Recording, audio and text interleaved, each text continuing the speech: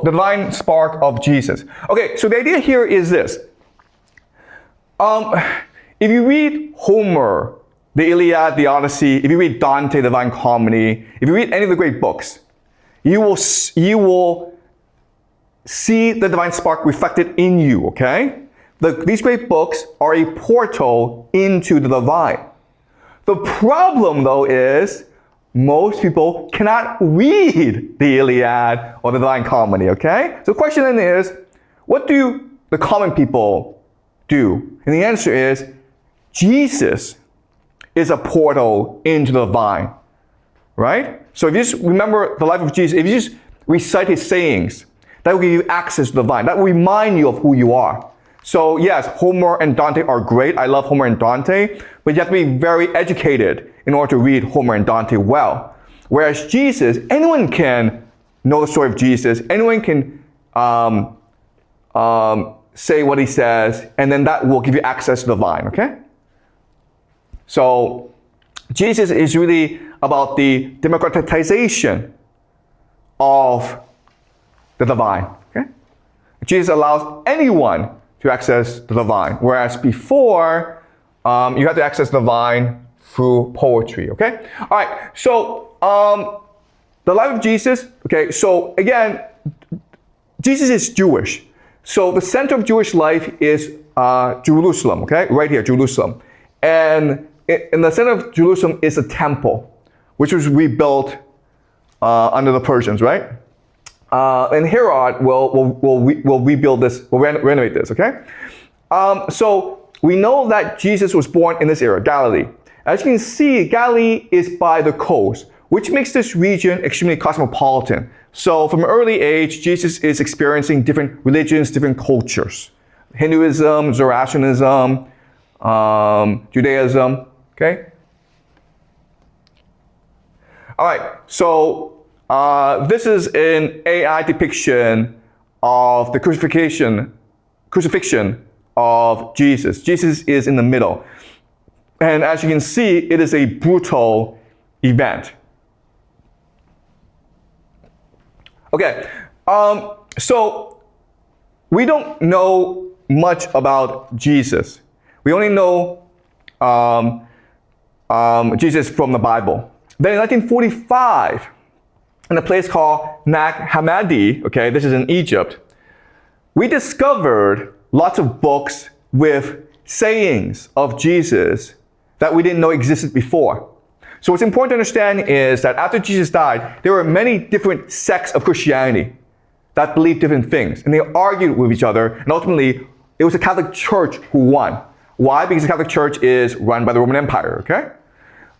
So one major book that was discovered in 1945 in Nag Hammadi that was lost to us is called the Gospel of Thomas. And what I believe is the Gospel of Thomas records the true teachings of Jesus. Okay? So let's first look at the true teachings of Jesus, and then I'll explain to you why I think this is actually his true teachings. And he said, whoever finds an interpretation of these sayings will not experience death. Okay, all right, so okay, listen, this already makes sense, right? Because in the universe, death doesn't exist. Because after you die, your soul goes up to the astral plane, to the divine, okay? So your soul can never die. But you have to recognize that you are the divine spark, okay? You first need to recognize that. Once you recognize that, you'll be immortal. But if you don't recognize that, then you fear death, okay?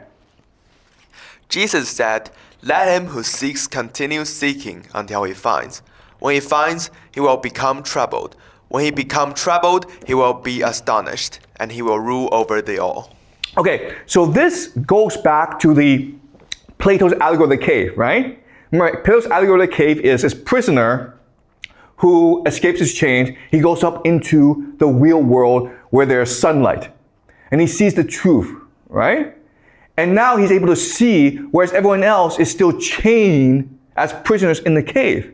And now he rules over all because he knows the truth, whereas everyone else is still imprisoned in darkness. But remember that this is a painful process. When you go out in the light, you're blinded by it. You feel absolute pain. You feel confusion. but over time, if you persist, you will see the truth. Okay? So this is the algorithm of the cave. Okay? Keep on going. Jesus said, if those who lead you say to you, see, the kingdom is in the sky, then the birds of the sky will precede you. If they say to you, it is in the sea, then the fish will precede you. Rather, the kingdom is inside of you, and it is outside of you. When you come to know yourself, then you will become known, and you will realize that it is you who are the sons of living Father. But if you will not know yourselves, you dwell in poverty, and it is you who are that poverty. Okay, so this is a really important idea, okay? Go back to the algorithm of the cave. When you escape the cave and you see the real world and you come back, it doesn't matter if you tell them what the real world is, okay? It doesn't matter if they believe you. They themselves have to go out and see the real world for themselves, okay? They have to break the chains themselves and then venture out into the light and experience pain and torment for themselves before they recognize the truth, okay? That's what Jesus is saying. People who tell you this stuff, don't listen to them, okay? They can only guide you, but you can't trust them. You can't believe in them. You have to believe in yourself. You have to look into yourself because the truth, the divine spark, is inside of you, okay? So what Jesus is saying is this: organized religion does not work, guys. So there's no way Jesus would say, follow me and you're good. Believe in me and you're good. He would never ever say that because he knows you can't follow someone else. You have to believe in yourself. The divine spark is in you. Okay? Does that make sense? So they are lying to you. When they say the kingdom is in heaven, don't believe them. Okay? Another thing that you will notice is we're all sons of the living Father. You understand?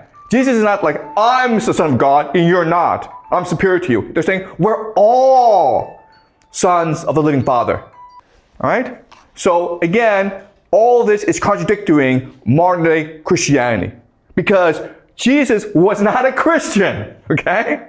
And again, guys, what you're seeing is this: the similarities between the Gospel of Thomas and Plato's Algorithm of the Cave and the Iliad and Zarathustra, his teachings, as well as Nietzsche, okay? You see how all these poet prophets, they all think alike. They're expressing things differently, they're talking to a different age, to a different audience, but basically saying the same thing, okay? This is really important. Again, this is similar to what we learned before, right? What he's saying is this: we are born into this world, and as we grow older, we believe in the falseness that we see around us, okay? But once we develop our imagination, and once you recognize that this world that we live in is our hallucination, it is just a projection of our imagination, then we can take control over this world. And then that will allow us to access the divine. Okay? It is through the imagination which allows us to access the divine. And it will allow us to create this world in a new place. We're able to fashion eyes in the place of an eye, a hand in the place of a hand. We're able to be our true selves. Okay? And what we will understand is that we're all connected by the divine. The separation of like male, female, okay? Chinese, American, black, white, it's all made up. It's not true. Once we're able to see reality as it is, we'll all be one and the same. When you make the two one, we make the inside like the outside and the outside like the inside and the above like the below. We're all interconnected together, okay? We're all part of the same source. But we have to train ourselves to see the truth from this falsehood.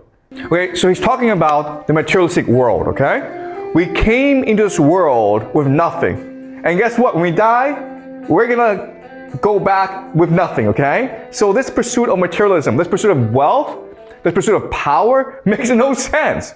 Why are you here pursuing all this stuff, this gold, this wealth, this money that you can't take with you?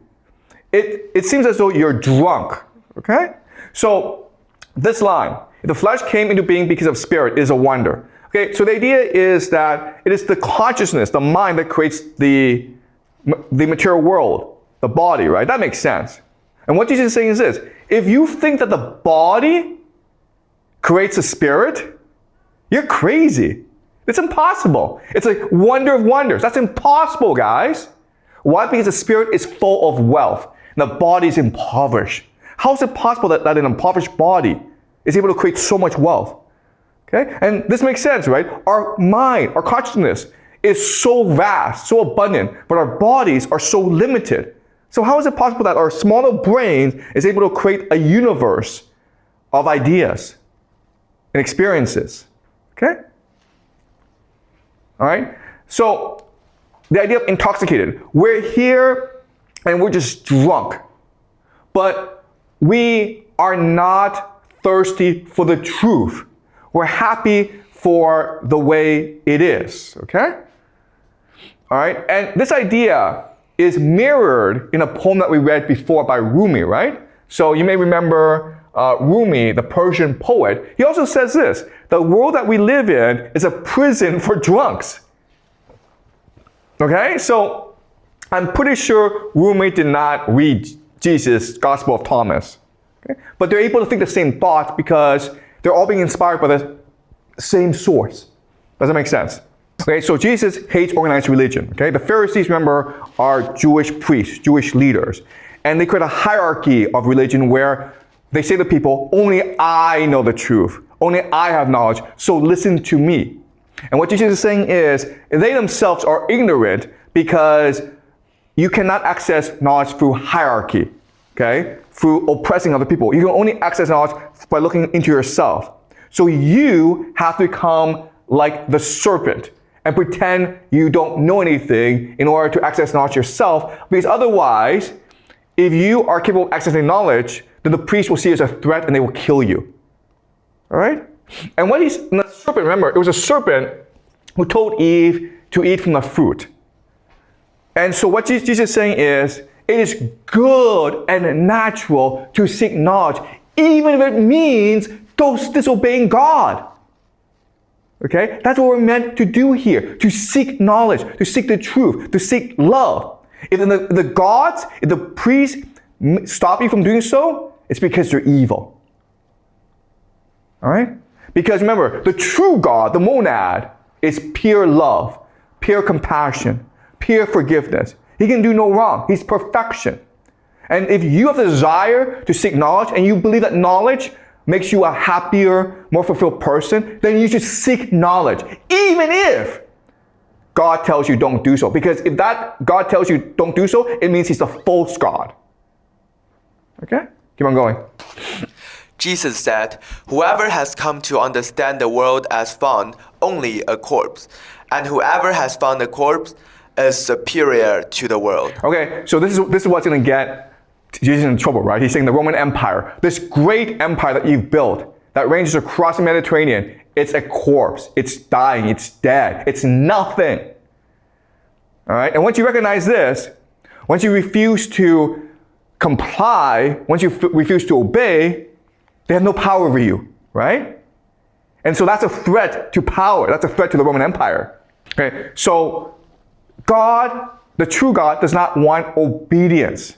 He wants us to be creative. He wants us to seek knowledge. He wants us to discover. He wants us to explore. He wants us to try new things. And if we do this, he cares for us than those who obey him. Because those who obey him, those who do nothing, contribute nothing to the universe. Okay? When we love, when we imagine we are making the universe a brighter place, we are shining our light. When we just sit back and just do what we're told, we're doing nothing, okay? We're like NPCs. Do you guys know NPCs? Non-playable characters in a video game, okay? We don't exist. Okay, so again, this goes against the empire. What Jesus is saying is the worst people in this world are the rich people. Okay, think about today how we're supposed to worship Elon Musk, right? Because he's rich. What Jesus is saying is, no, Elon Musk is the worst person in the world. Why? Because the divine, the monad, has prepared a great feast for us. When we die, when we go to the monad, we will experience the greatest happiness, the greatest joy. Okay? The monad's inviting us. But the business people are saying, no, I'm too busy. I'm too busy making money. I'm too busy doing evil in this world, so I don't want to go to the stupid feast. So they're the ones who will lose out in the end, even though today we think they've won out. Okay? So that's what Jesus is saying. Jesus is like, don't worry about the rich and the powerful. They may look happy, but they're not. At the end of days, when we all go back to the monad, we all go back to the vine, they're the ones who will not be invited to the grand feast. Yeah? I have a question that God led us to be creative and like do our thing that we want to do, like seek for the spark. But since we are born, how can we really know the things that what we want to do? I think that requires socialization between other people. But if you socialize, they will brainwash you and affect to let you to seek for materialism. Yeah, okay. That's a great question. And it's a problem, right? Because as you say, your parents, the school, society brainwashes you to believe that only money matters, only grades matter. Okay? And the answer is you have to be brave. You have to be true to yourself. Because you yourself know what is true, right? If we didn't know, then Jesus would not matter. Why do 2 billion people believe in Jesus? Because they know that Jesus spoke the truth. Okay? So listen to your heart. I know it's hard, and most of us cannot do it. Okay? And that's why in many traditions, like Buddhism and Hinduism, reincarnation is important. Because maybe in this lifetime we don't figure it out, maybe in the next lifetime. But maybe then, 50 lifetimes away. But eventually you'll figure it out. Eventually you'll figure out that what other people say does not matter because this world we live in is a false world. Eventually you'll figure that out. And you're like, you know what I should do? I should do what I believe to be true. And then what you recognize is, when I actually do what I like, what I enjoy, it makes me a more fulfilled person. And guess what? It connects me to the vine. Okay? I am a much more spiritual person now. And you can know because look at people's faces, right? When you meet a rich person, his face is kind of, evil. When you meet a person who's generous, who volunteers his time, who is a good teacher, his face is different, okay? So remember Achilles. When you do evil, evil comes into you and it corrupts your soul. When you do good, good comes to you and it brightens your soul and you brighten the world with it, okay? But without education and socialization, if we are an infant, how do we know what is right or wrong and what should we seek for? Because of the spark in you, right? Because of the spark in you. You know when it glows. When you love someone and that person loves you back, your spark glows. When you become a teacher and you teach students and your students learn well, your spark glows. The important idea is that our lives are infinite, okay? So we will die. And die is like a game reset, okay? It's just like you suck at this game, you die, you come back, and you try again, okay? But it's your choice. A really important idea here is free will. It's your choice to do whatever you want with your life. No one's gonna force you, okay? So the idea of when you die is you go back to the astral plane, and then you're able to reflect on your own life, and then you come back and you start over. Eventually you'll figure it out. It may take 1,000,000 years, it may take 1,000 years, who knows, but eventually you'll figure it out, okay? Because the world is infinite. Does that make sense, okay? What's really important to understand is you have to figure it out by yourself. No one can teach you. I can give you the idea, Jesus can tell you what he thinks, but you have to figure it out by yourself, okay? And that's why this is so hard for people to accept. Because people don't want to accept individual responsibility.